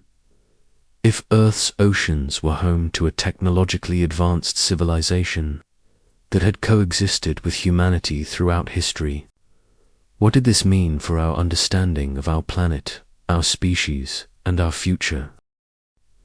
Chapter 13. The Revelation Protocols, the 2023 Congressional Hearings. The summer of 2023 marked a watershed moment in the public acknowledgement of underwater anomalies. During congressional hearings on unidentified aerial phenomena, witnesses for the first time testified under oath about encounters with objects that operated beneath the ocean's surface with technology that defied conventional understanding. David Gray, a former Pentagon intelligence official, testified that the US government had been aware of transmedium objects for decades, vehicles that could operate equally well in air and water. But it was the testimony of Ryan Graves, a former Navy pilot, that brought underwater encounters into the public consciousness. These objects weren't just in our airspace. Graves testified, "Our radar operators and sonar technicians were tracking them moving between the atmosphere and the ocean depths at speeds that should have been impossible for any known technology."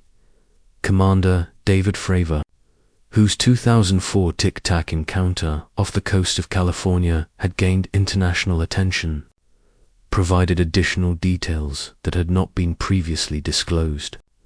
What we saw that day wasn't just an aerial encounter.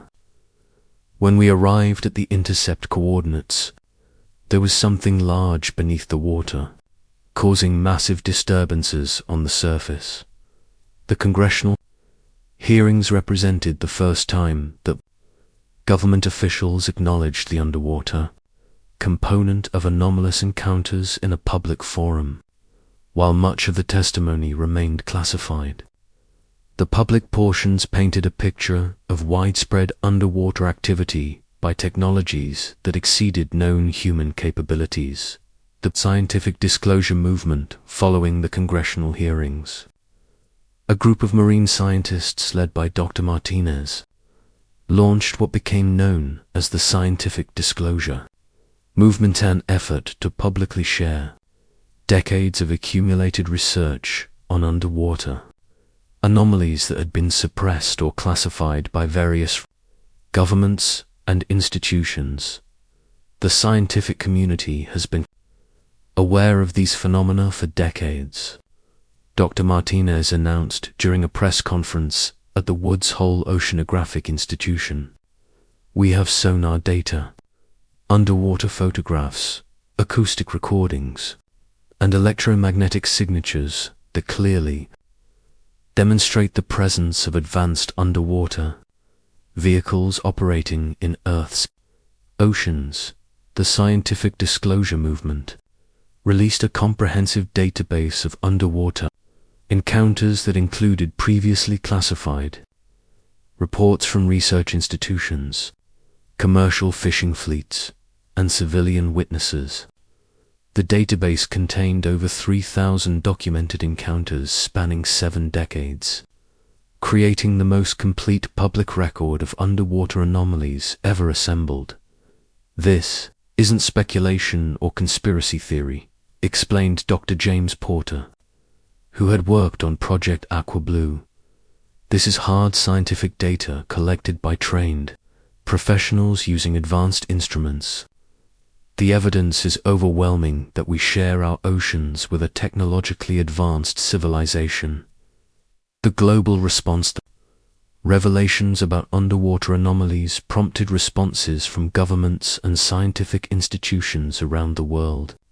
Japan, which had encountered similar phenomena during deep-sea research missions, released previously classified footage from the Mariana Trench expeditions showing structures on the ocean floor that appeared to be artificial. Dr. Hiroshi Yamamoto, who had led the 1995 expedition, finally spoke publicly about the discoveries. "We found clear evidence of construction at the deepest points on Earth. These weren't natural formations, they were clearly engineered structures with geometric precision that exceeded our own capabilities." Russia, followed by declassifying portions of its Arctic underwater research, revealing encounters with anomalous objects beneath the polar ice cap that demonstrated technology far in advance of any known human systems. The European Space Agency, perhaps surprisingly, contributed data from underwater research conducted in preparation for missions to Europa, one of Jupiter's moons. The ESA's underwater technology tests had encountered objects that interfered with their equipment in ways that suggested advanced electronic warfare capabilities. What we discovered during our Underwater testing was that we weren't alone, explained Dr. Alina Rossi, the ESA's Director of Astrobiology Research. There was something in our oceans that demonstrated technology we hoped to develop for exploring alien seas. The Vatican's statement, an unprecedented move. The Vatican Observatory released a statement addressing the theological implications of the underwater discoveries. Father Jose Funes, the Vatican's chief astronomer, addressed the possibility that Earth was home to a non-human technological civilization. If God created the universe and all life within it, then the discovery of other intelligent beings, whether they come from distant stars or from the depths of our own oceans, represents a confirmation of the richness of divine creation. Father Funes stated that Vatican's position was significant because it represented the first major religious institution to officially acknowledge the possibility that the underwater anomalies represented contact with non-human intelligence. The question is not whether these beings exist, Father Funes continued, but what their presence means for humanity's understanding of our place in creation. We may not be alone in the universe, but we are also not alone on our own planet. As the reality of underwater civilizations became publicly acknowledged, how would humanity adapt to sharing Earth with neighbors we had never officially recognized? Chapter 14. The Communication Breakthrough Project Deep Contact. 2024. With the public acknowledgement of underwater anomalies, the scientific community moved quickly to establish formal communication protocols with whatever intelligence was operating in Earth's oceans. Project Deep Contact, an international collaboration involving researchers from 12 nations, represented humanity's first organized attempt to make contact with the underwater civilization. Dr. Marina Pet, a linguist from Moscow University specializing in non-human communication, was selected to lead the project's communication team, working with marine biologists, acoustics engineers, and computer scientists. Dr. Petrova developed a systematic approach to establishing meaningful dialogue with the underwater inhabitants. We started with the assumption that any technological civilization would understand mathematical concepts, Dr. Petrova explained. Mathematics is universal. The relationships between numbers, geometric principles, and physical constants should be recognizable to any intelligence that has developed advanced technology. Project Deep Contact deployed a network of underwater communication devices in areas where anomalous activity had been most frequently reported. These devices broadcast mathematical sequences, geometric patterns, and simple physical demonstrations designed to convey intelligence and peaceful intent. The response was immediate and unmistakable. Within hours of our first transmission, we received responses that demonstrated not only intelligence but a sophisticated understanding of human mathematics and physics, Dr. Petrova reported. They weren't just acknowledging our signals, they were building on them, showing us more advanced mathematical relationships. The underwater intelligence responded to prime number sequences with complex mathematical theorems. They answered geometric patterns with three-dimensional constructions that human mathematicians had to work for days to understand. Most remarkably, they began teaching humanity mathematical concepts that were beyond our current understanding. The language barriers, communication with the underwater civilization developed. It became clear that their primary form of information exchange was fundamentally different from human language. Rather than linear sequences of symbols or sounds, they communicated through complex, multi-dimensional acoustic patterns that conveyed meaning through relationships, between different frequency components. Dr. Sarah Chen, the marine biologist who had been studying whale communication for decades, made the crucial breakthrough in understanding the underwater beings' communication system. Their language is more like music than speech, Dr. Chen explained. They use harmonics, frequency relationships, and temporal patterns to create meaning. It's three-dimensional communication. They can convey multiple concepts simultaneously through different frequency bands, working with advanced computer analysis systems. The Project Deep Contact team began to decode the structure of the underwater language. They discovered that it was far more efficient than human language, capable of conveying complex scientific and philosophical concepts in brief acoustic sequences. They can communicate the equivalent of a research paper in what sounds like a few seconds of complex music, Dr. Chen noted.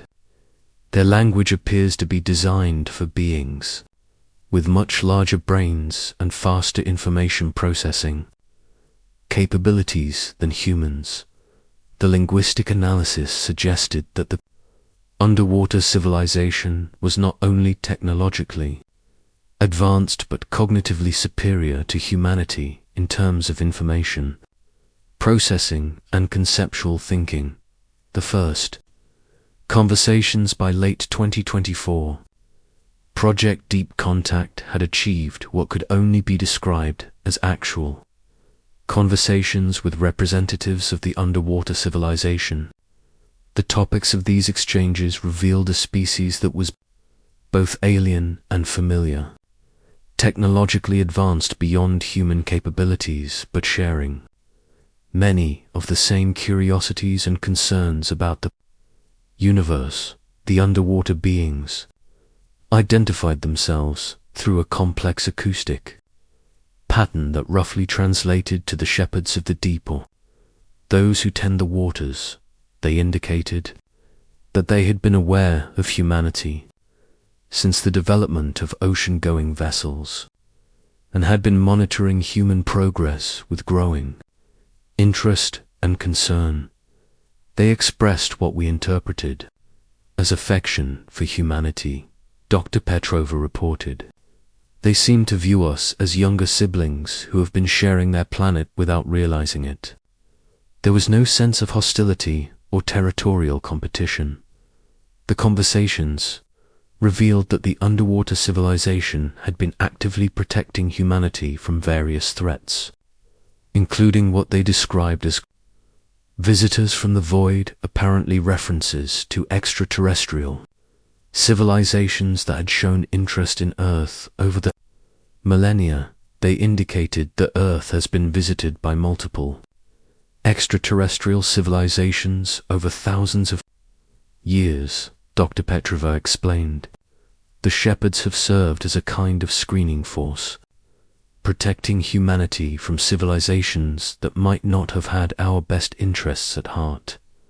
This revelation reframed many historical encounters with unexplained phenomena. Rather than being visited by aliens, humanity might have been protected by guardians who had been sharing our planet all along. The technological exchange, as trust developed between the human research team and the shepherds, limited exchanges of technological information began. The underwater beings shared principles of clean energy generation, advanced materials science, and medical treatments that could revolutionize human civilization. They seemed to want to help us solve some of our most pressing problems, explained Dr. Michael Rodriguez, the project's technology specialist. Climate change, energy shortages, disease. They have solutions for challenges that have been plaguing humanity for decades. The technology transfers were carefully managed, with the shepherds providing theoretical principles rather than complete technological systems. They seemed to want humanity to develop the understanding necessary to use advanced technology responsibly, rather than simply copying systems we couldn't fully comprehend. It's like having a wise older relative helping with homework. Dr. Rodriguez observed, "They give you hints and point you in the right direction, but they want you to work out the solutions yourself." The most significant technological transfer involved clean fusion energy. The shepherds provided theoretical frameworks for fusion systems that could be built with current human manufacturing capabilities, but would produce energy output far exceeding anything in human technology. As humanity began to communicate with a civilization that had been sharing our planet in secret, what changes would this relationship bring to human society, technology, and understanding of our place in the universe? Chapter 15: The New Covenant, the Galactic Perspective. 2025 AS communications with the shepherds of the deep continued throughout 2025. Humanity began to understand its place not just on Earth, but in a larger galactic community that had been operating beyond human awareness for millennia. The conversations revealed that Earth was considered a protected world by various galactic civilizations, a planet where a developing species, humanity, was allowed to evolve without direct interference. The galaxy is far more crowded than you realize. The shepherds communicated through their complex acoustic patterns. Many worlds host multiple intelligent species. Earth is unusual in that it has been designated as a development zone for your species alone. The shepherds explained that they were not native to Earth, but had been assigned as guardians when humanity's ancestors first began developing tool-making capabilities. Their role was to protect human development from interference by other galactic civilizations, while remaining hidden to allow natural, cultural, and technological evolution. Your species needed to develop independently, they explained. Direct contact with advanced civilizations too early in development often leads to technological dependence or cultural collapse. The protection protocols were designed to give humanity the time and space to find its own path. This revelation explained many historical mysteries, ancient accounts of beings emerging from the sea to share knowledge, unexplained technological advances in human civilization, and the apparent protection Earth had enjoyed from asteroid impacts and other cosmic disasters that could have ended human development. The disclosure debate. Communications with the shepherds sparked intense debate among world leaders about how much of this information should be shared with the general public. The implications were staggering.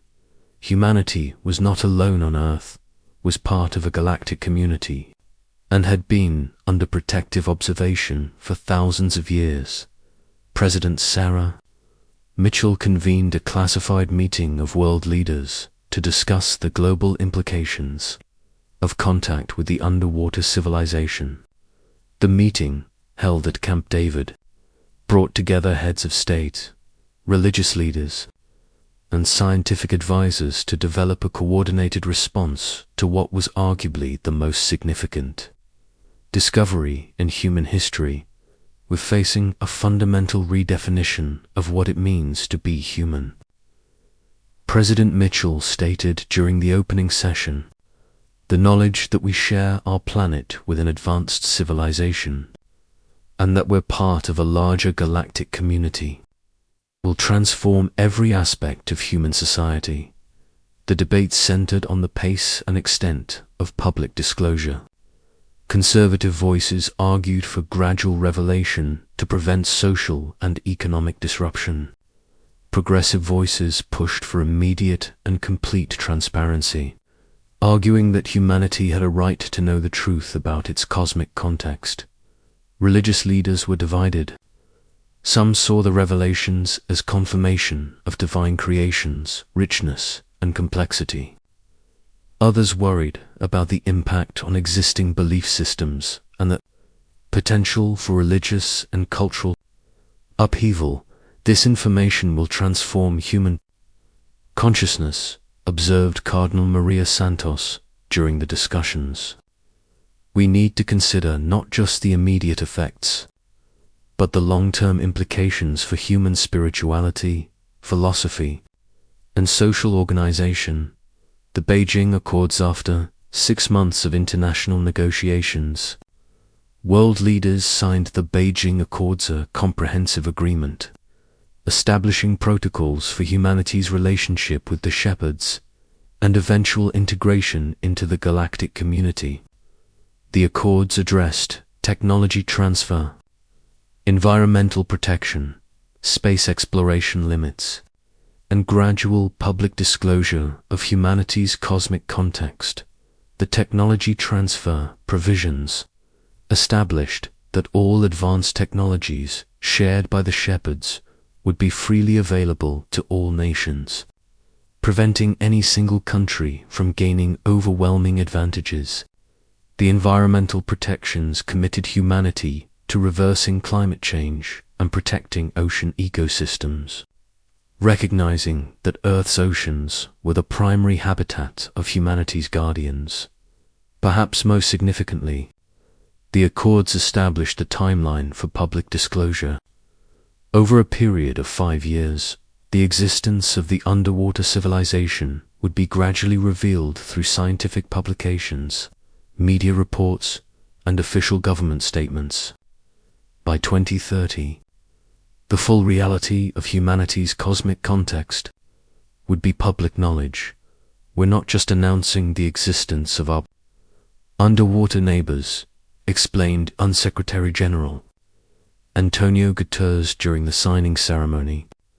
We're announcing humanity's graduation into a larger community of intelligent beings. This marks the end of our cosmic childhood, the educational revolution. The Beijing Accords mandated a complete revision of human educational systems to incorporate knowledge of galactic civilizations, advanced physics principles shared by the shepherds, and the true history of human-guardian interactions. Dr. Elena Martinez was appointed as the first Director of Cosmic Education, tasked with developing curricula that would prepare humanity for life as members of a galactic community. Children born after 2025 will grow up in a completely different universe than their parents did, Dr. Martinez explained. They'll learn physics that includes faster-than-light communication, biology that encompasses multiple forms of intelligence, and history that includes our relationship with guardian civilizations. The educational revolution extended beyond schools to include adult education programs designed to help existing populations adapt to the new cosmic reality. Community centers worldwide began offering courses in galactic citizenship, teaching the principles of interspecies cooperation, advanced technology ethics, and the responsibilities that came with membership in the galactic community. Universities established new departments of comparative intelligence studies, interspecies communication, and guardian technology applications. The Massachusetts Institute of Technology opened the first department of Shepherd Engineering, focused on understanding and developing the clean energy and advanced materials technologies shared by the underwater civilization. As humanity prepared for full disclosure of its cosmic context, what challenges and opportunities would emerge from transitioning from a single-species planet to an acknowledged member of a galactic community? Chapter 16. The Ocean's Gift, the Healing Waters. 2026. As the planned disclosure timeline advanced, the shepherds of the deep began sharing technologies that would demonstrate their benevolent intentions toward humanity. The most dramatic of these gifts was a medical breakthrough that revolutionized human health and longevity derived from Depression organisms. that had been enhanced through millennia of shepherd biotechnology. Dr. Rachel Chen, working at the newly established Institute for Guardian Medicine in San Diego, was the first human to study these remarkable therapeutic compounds. The shepherds had provided samples of what they called restoration matrices, complex biological molecules that could repair cellular damage, regenerate organs, and extend healthy human lifespan. What they've shared with us represents a medical revolution, Dr. Chen announced during a carefully coordinated press briefing that was part of the disclosure process. These compounds can reverse aging at the cellular level, cure degenerative diseases, and repair injuries that we previously considered permanent. The first clinical trials, conducted under international oversight to ensure equal access across all nations, produced results that seemed miraculous to human medicine.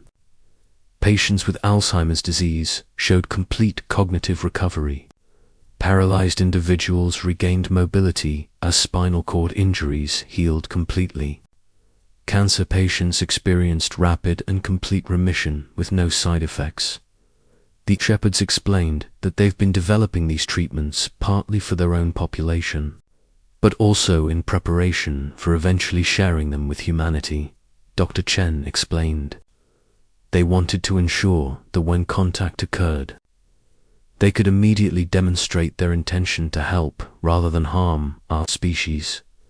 The environmental renaissance, simultaneously with the medical breakthroughs.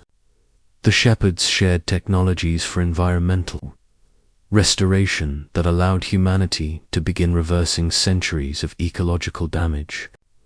Advanced atmospheric processes could remove excess carbon dioxide from the air while generating useful materials. Ocean purification systems could eliminate plastic pollution and toxic chemicals while restoring marine ecosystems. Dr. James Harrison, director of the Global Environmental Restoration Project, coordinated the implementation of shepherd environmental technologies worldwide.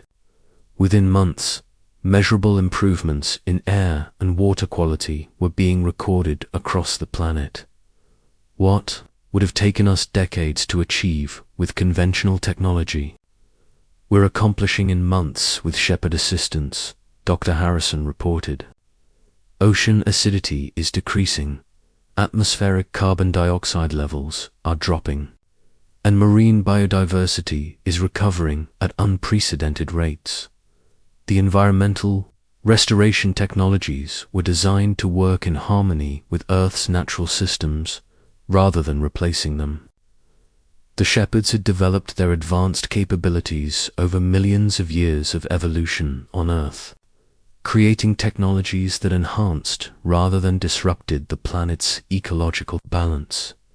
They think in geological timescales, Dr. Harrison observed. Their technology is designed to be sustainable over thousands of generations. They're not just helping us solve our current problems, they're teaching us how to live sustainably on Earth for the long term. The space revelation as part of the gradual disclosure process. Humanity learned that the shepherds' influence extended far beyond Earth's oceans.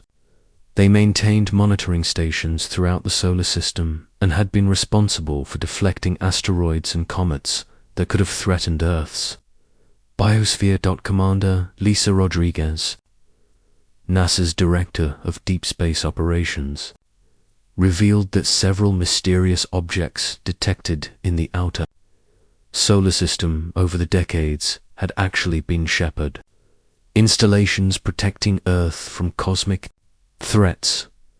What we thought were unusual asteroids or comets were actually Guardian installations. Commander Rodriguez explained. They've been running a planetary defense system that's been protecting Earth for thousands of years. The shepherds shared data showing dozens of potentially extinction-level threats that had been diverted or neutralized before they could reach Earth. Massive Asteroids had been gently nudged into different orbits. Gamma-ray bursts had been deflected by energy shields, and approaching rogue planets had been guided away from the solar system. Oh, our continued existence to protective measures we never knew existed, Rodriguez continued. The shepherds haven't just been sharing our planet, they've been actively defending it. This revelation reframed humanity's understanding of cosmic dangers. Rather than being a vulnerable species on a fragile planet in a hostile universe, humanity had been living under the protection of advanced guardians who had devoted themselves to ensuring human survival and development. The cultural integration, public awareness of the underwater civilization grew. Human culture began adapting to the reality of sharing Earth with another intelligent species. Artists created works celebrating interspecies cooperation. Musicians composed pieces incorporating the complex harmonics of shepherd communication. Writers explored themes of cosmic citizenship and humanity's place in the galactic community. Dr. Maria Santos, appointed as the first director of interspecies cultural exchange, worked to facilitate understanding between human and shepherd societies. The cultural exchange programs revealed remarkable similarities between the two species, despite their different origins and environments. Both species create art, music, and literature, Dr. Santos reported. Both have concepts of family, community, and individual achievement. Both are curious about the universe and driven to explore and understand. The shepherds shared their own cultural creation sculptures that created three-dimensional sound patterns, historical records of their own development over millions of years, and philosophical works exploring questions of consciousness and purpose that paralleled human concerns. We're discovering that intelligence, regardless of its origin, seems to develop similar patterns of curiosity, creativity, and compassion, Dr. Santos observed. The differences between our species are far less significant than the similarities, as humanity and the shepherds move toward full partnership. What new possibilities would emerge from the collaboration between a young, ambitious species and ancient wise guardians? Epilogue. Secrets know more the deep truth revealed us. We reach the end of our journey through the depths of mystery and revelation. We find ourselves on the shore of a new ocean of understanding. The question that began our exploration, are aliens living in our oceans, has evolved into something far more profound. How do we share our world with neighbors we're only now learning to see? The evidence we've examined, from the first puzzling encounters of the early 20th century to the systematic communication efforts of the 2020s, paints a picture not of alien invaders, but of patient guardians who have watched over humanity's development with the care of older siblings watching younger ones learn to walk. The shepherds of the deep, as they call themselves, represent something unprecedented in human experiencer technologically. Advanced civilization that chose protection over domination, guidance over conquest, and patience over interference. For thousands of years, they remained hidden in the depths, allowing humanity to develop its own culture, technology, an understanding of the universe while quietly ensuring our survival. The transformation of understanding the revelation that Earth's oceans harbor an advanced civilization has transformed human consciousness in ways that are still unfolding. We are no longer alone, not just in the universe, but on our own planet. The vast blue depths that cover most of our world are not empty wilderness, but the living space of beings whose technology and wisdom exceed our own by geological ages. This knowledge brings both humility and hope.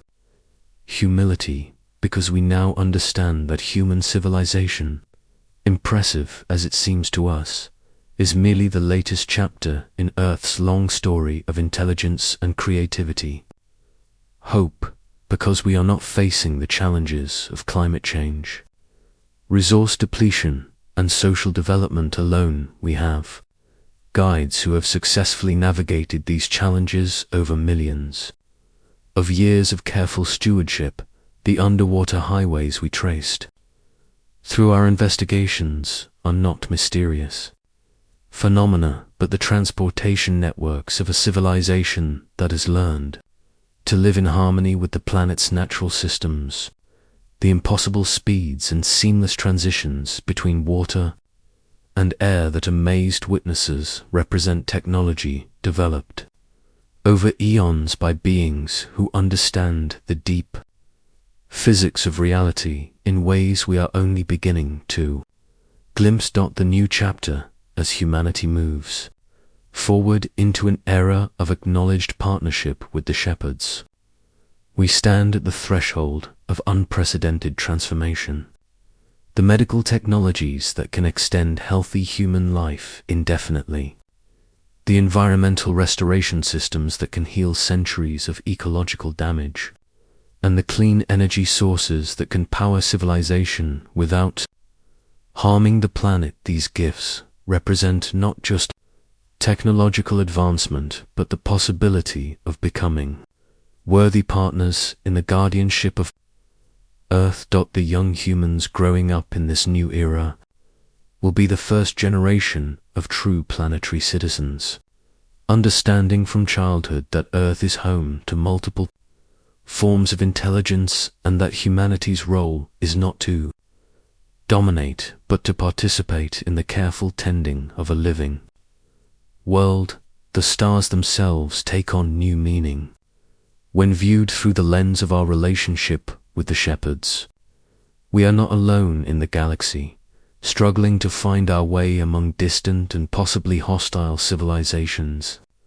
We are part of a network of protected worlds where younger species are nurtured by older ones until they are ready to join the galactic community as full partners. The deeper mystery yet, even as we celebrate these revelations, deeper mysteries remain. If the shepherds have been protecting Earth from cosmic threats and guiding human development, who guides the shepherds? What older civilizations serve as mentors to those who mentor us? How far up does the chain of cosmic guardianship extend?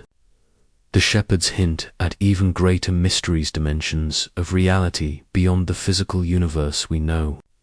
Forms of consciousness that transcend individual biological existence, and purposes that span not just millions of years, but cosmic cycles of creation and renewal that dwarf even geological time. Perhaps these deeper mysteries will reveal themselves as humanity matures in its partnership with the shepherds, or perhaps they will remain eternally just beyond our understanding, ensuring that wonder and curiosity continue to drive us forward into an ever-expanding universe of discovery. The ocean's eternal secret. In the end, the ocean keeps its greatest secret intact, not by hiding the truth, but by revealing that truth is far more wonderful than we ever imagined. The depths we feared might be empty are teeming with intelligence. The vastness we thought was hostile turns out to be protective. The mysteries we believed might threaten us actually exist to nurture and guide us. As you drift off to sleep tonight, listening to the distant sound of waves against the shore, remember that those waves carry messages of hope from neighbors who have been watching over humanity since our first ancestors gazed out across the water and wondered what lay beyond the horizon. The secrets beneath the waves are secrets no more, but the wonder they inspire, the sense of cosmic companionship, of guided purpose, of participation in something far greater than any single species or world. That wonder is just beginning. The deep truth has been revealed. we are not alone. We never were alone, and we never will be alone. In the darkest depths and the brightest shallows, in the crushing abyssal plains and the sun-dappled surface waters, intelligence flows like current itself through the ocean of existence. The shepherds of the deep continue their ancient watch, no longer in secret, as humanity takes its first steps toward becoming shepherds in our own right. The ocean that once divided now unites. The depths that once concealed now reveal, and the mystery that once frightened now comforts. Sweet dreams. Citizen of Earth, your planet is in good hands that have been there all along, waiting patiently for you to notice, waiting lovingly for you to join them in the endless work of tending the waters of the world. The waves whisper their eternal song, but now we know the words.